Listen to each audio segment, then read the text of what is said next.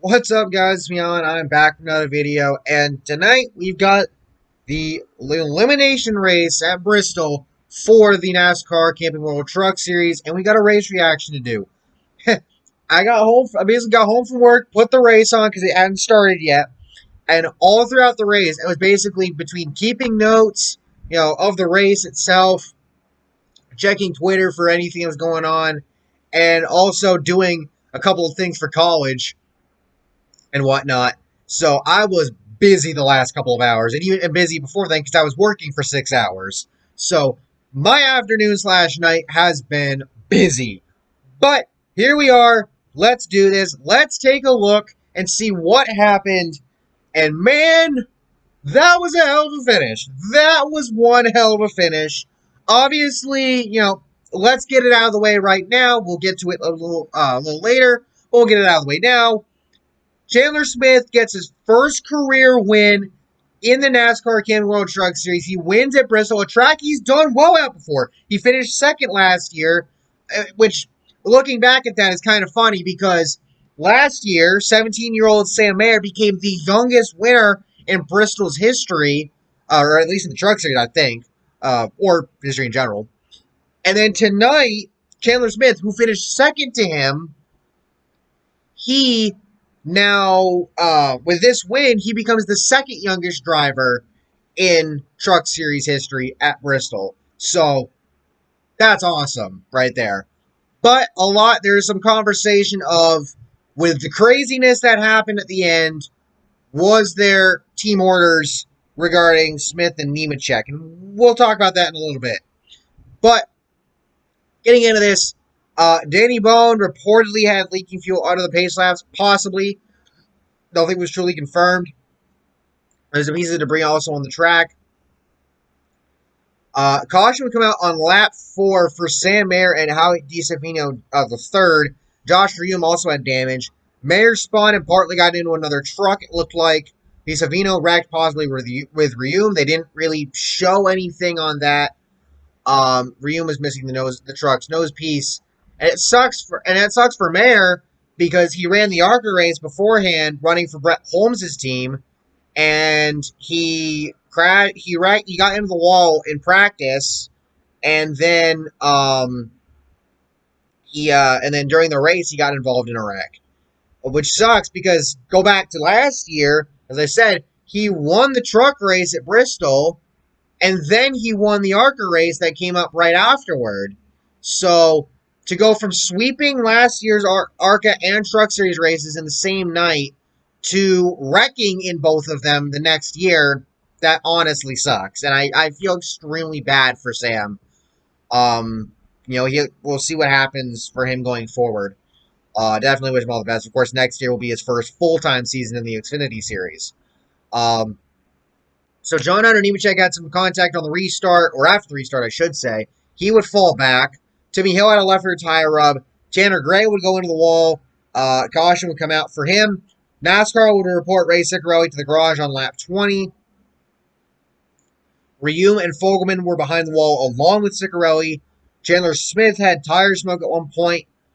And then we had a caution with 6 laps to go for Spencer Boyd's spin. And then, at least about half the field pit, we had a 1-lap dash to the end of the stage, and Sheldon Creed would take stage 1. More points for him. Austin Hill 2nd, Crafton 3rd, Zane Smith 4th, Enfinger 5th, Hocevar 6th, Friesen 7th, Gilliland 8th, Ankrum 9th, and Sauter in 10th. Dawson Cram would get stopped a second time for speeding off pit road to save a lap. He had been stopped at one point earlier.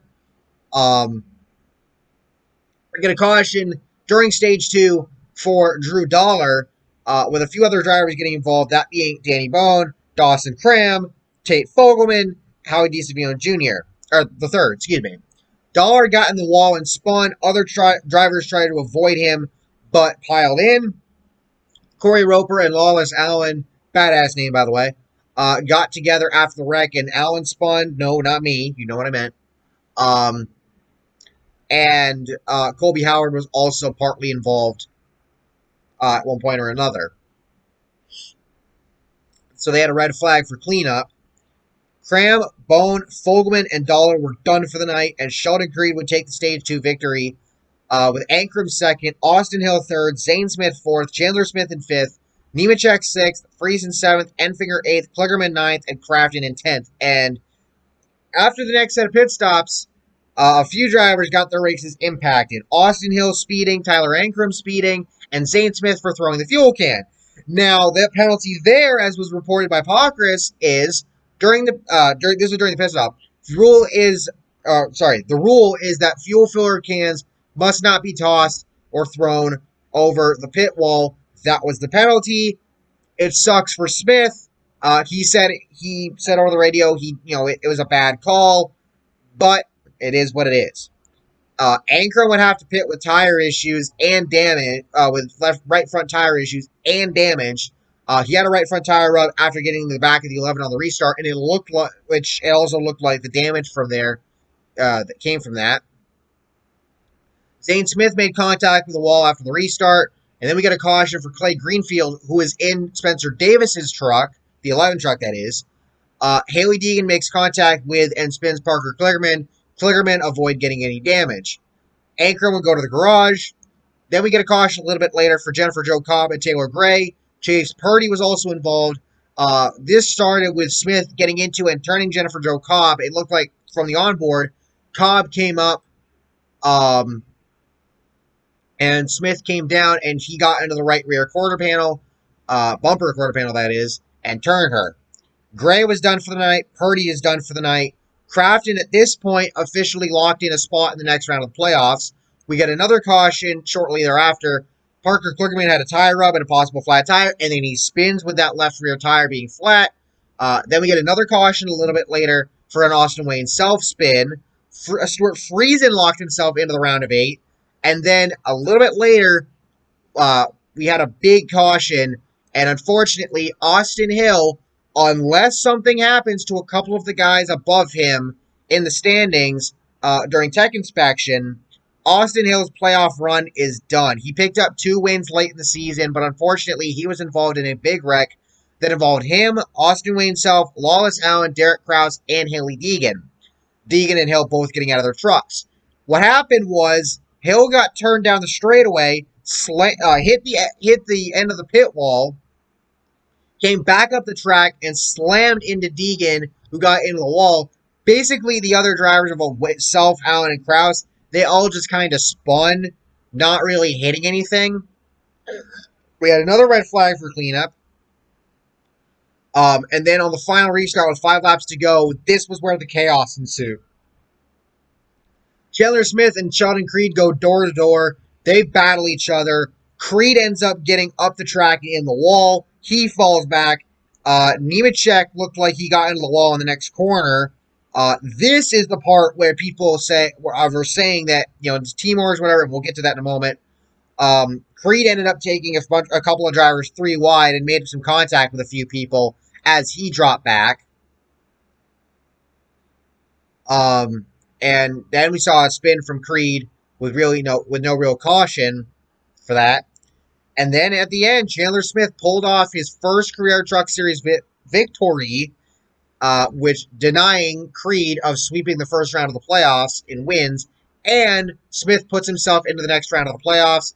Carson Hocevar, Ben Rhodes, and Zane Smith locked themselves in, joining Creed, Nemechek, Crafton, and Friesen. And Smith, of course, with Todd Gilliland and Austin Hill being out. Gilliland, really no fault of his own. Smith's win and Gilliland losing us some spots late. I think he got some contact from Creed as Creed was falling back. He also got into Crafton a little bit. But Gilliland and Hill's playoff runs are officially done. Well, not really officially done. We need to wait and see what happens with tech inspection. But if everybody passes, it will be done.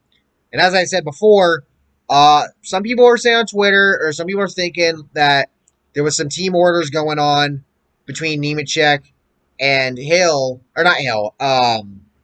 Smith, that basically Nemechek moved out of the way off the corner and allowed Smith to go by, and Smith would close out the race and win.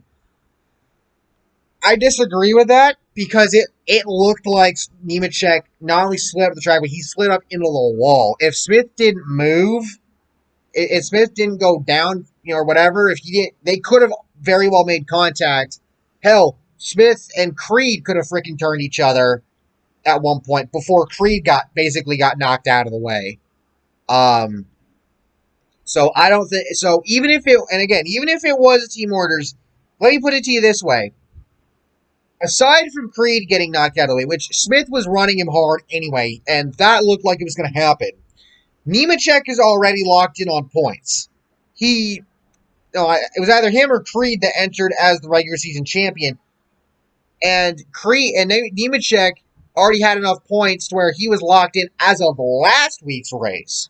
So Nemechek really doesn't necessarily have a reason to.